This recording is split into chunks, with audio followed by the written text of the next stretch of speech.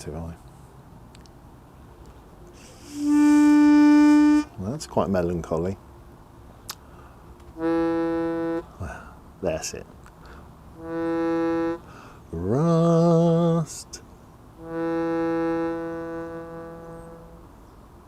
Welcome to Rust Hard 2. Here we are at the back. I promised you it'd be a two-parter, and I'm going to deliver on that. So sorry to leave it on such a sad ending on Rust Hard, but it's not going to get any better. So I'm here. It's freezing.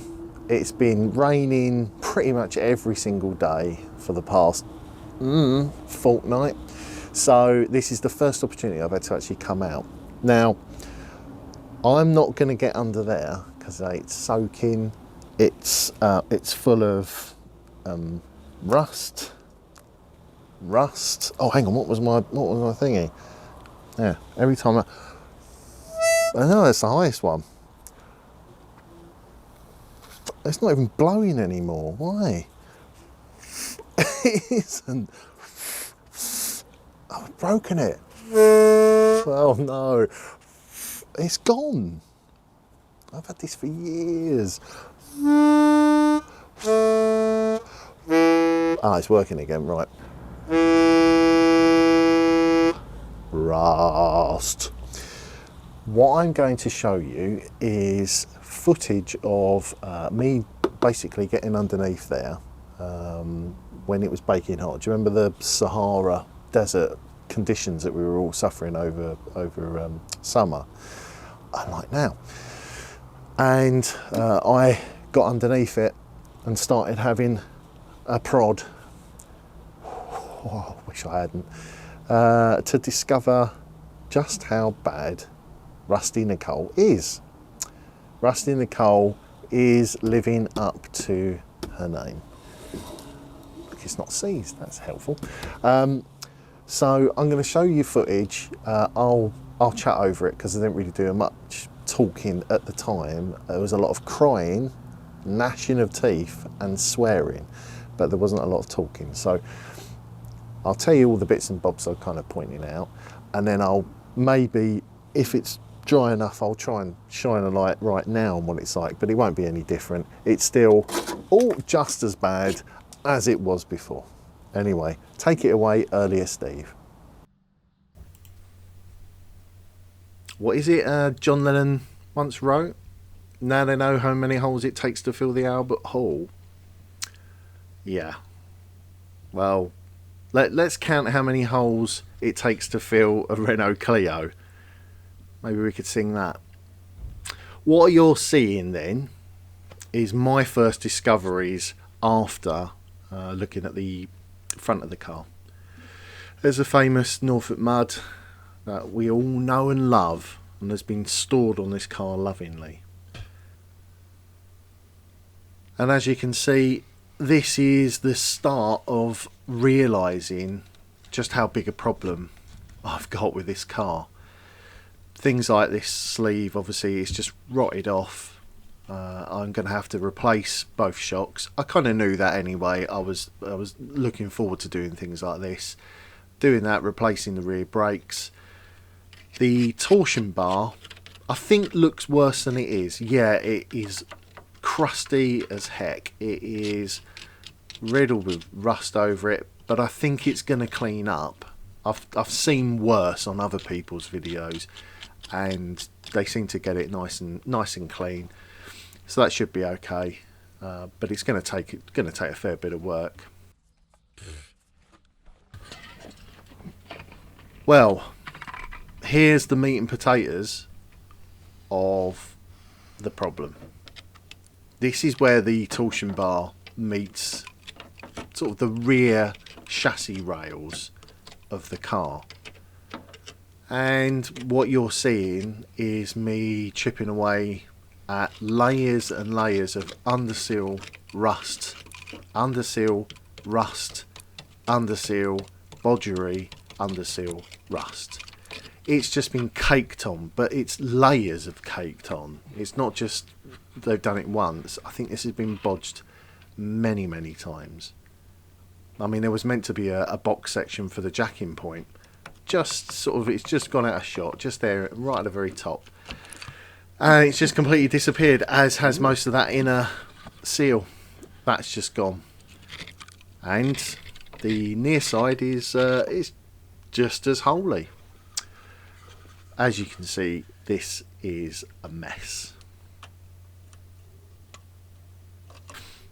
What I'm now starting to realise is just how far the bodgery went from the previous owner stroke owners.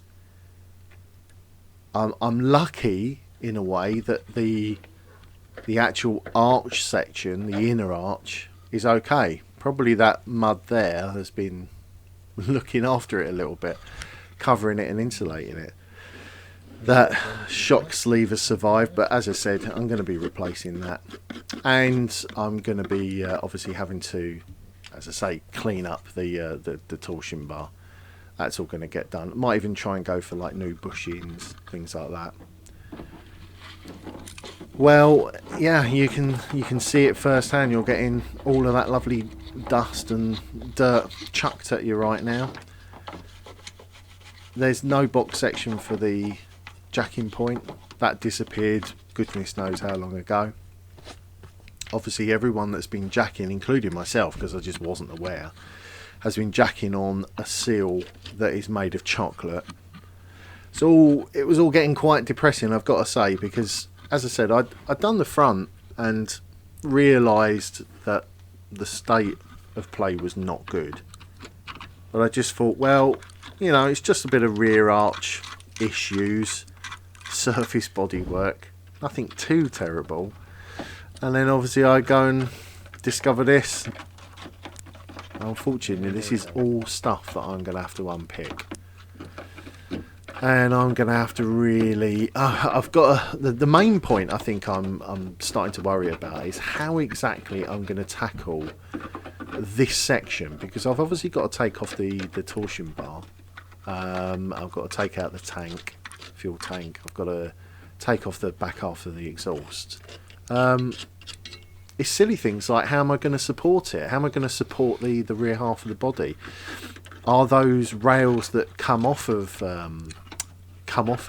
the, like from the rear, that go through into the boot area, is that going to be strong enough to support like some jack stands so that I can remove all of this stuff? Because if I start doing the seals, well, I'm going to get to the stage where I cut so much back, it's going to get to these rusty parts here that I'm sort of, you know, I'm attacking at the moment. And they are going to have to get replaced. I mean, just look how thin it is. I'm just poking straight through. And again, I'm poking straight through once I've got through these terrible layers of underseal and I don't know, it's probably not filler, but well, whatever it is, they've put it everywhere. They've put it over the bolts. On the other side, as you saw, they've put it actually on the torsion bar. But I've got to cut all of this out and obviously fabricate stuff and go again.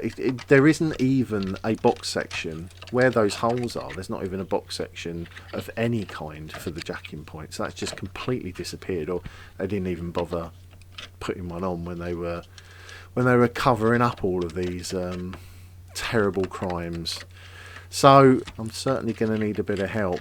Yeah, and it doesn't help when you discover. I mean, because I hadn't been right at the very bottom of the car, I hadn't even realised that they'd done this massive patch repair to the near side rear part of the seal with the old standard black paint for the MOT. And to all intents and purposes, it just looks like someone's literally patched over the rust. As you can see, that is just not faring very well, is it? So yeah, I think the more and more I was discovering here, the sadder and sadder I was getting. There's a lot to contemplate on this. There's a lot to think. Am I capable of doing any of this work? I'm a complete novice, but am I capable of this? Can I do this? Look how rotten that is. Ooh, that's bad. I'm sure with a bit more jiggery pokery, that whole piece is just going to come out. It's really not very solid at all.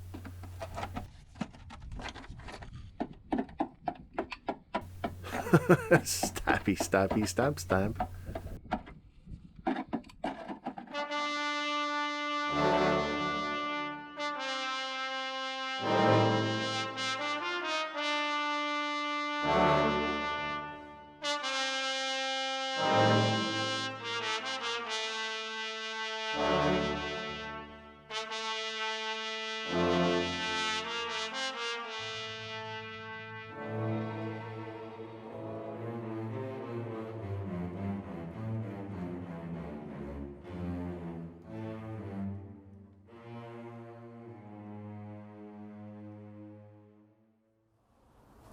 Well, there you have it.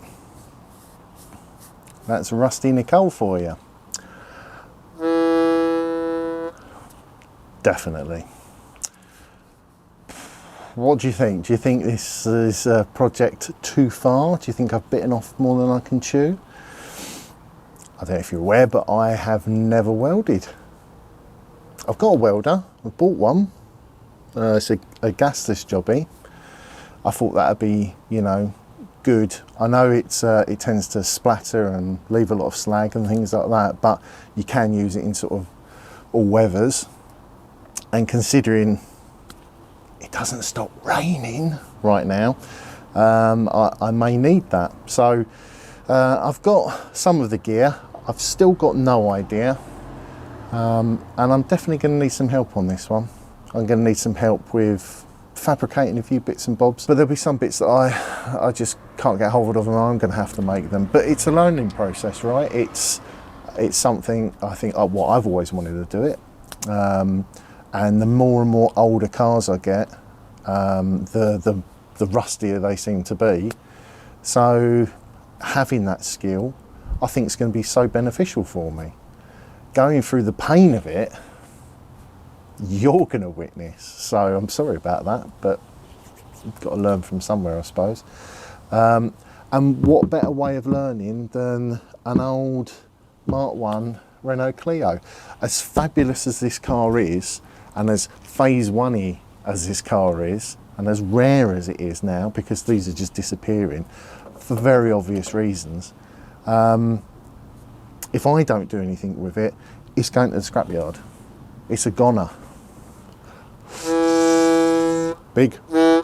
So if I don't do anything with this car, it's gone. So I may as well learn off of it. I may as well give it a shot. I may as well see what a terrible bodge up I can do with it, because if I ruin it, well, it's going to the scrappies anyway. But if I can save it, oh, imagine that. Imagine this thing actually being watertight and not having, Titanic sized holes in it. That's quite wishful thinking at the moment. I've got a lot to do. I've got a lot to think about. And I don't know if you can see there, I've got yet another Mk1 project, which you've obviously seen some little teaser videos for. So I'm going to be doing more on that. And excitingly, that's got rust as well.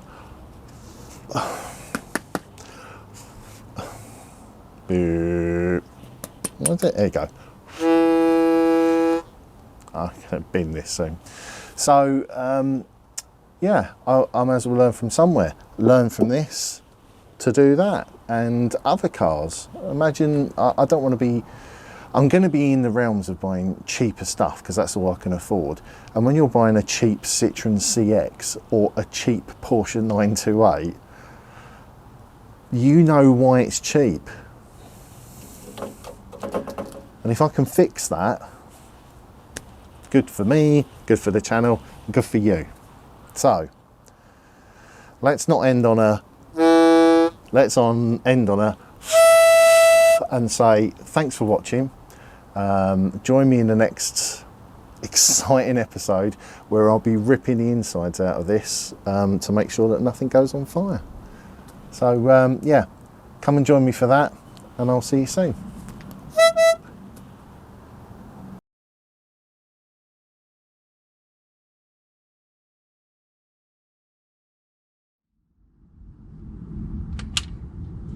Yippee-ki-yay, melon farmer.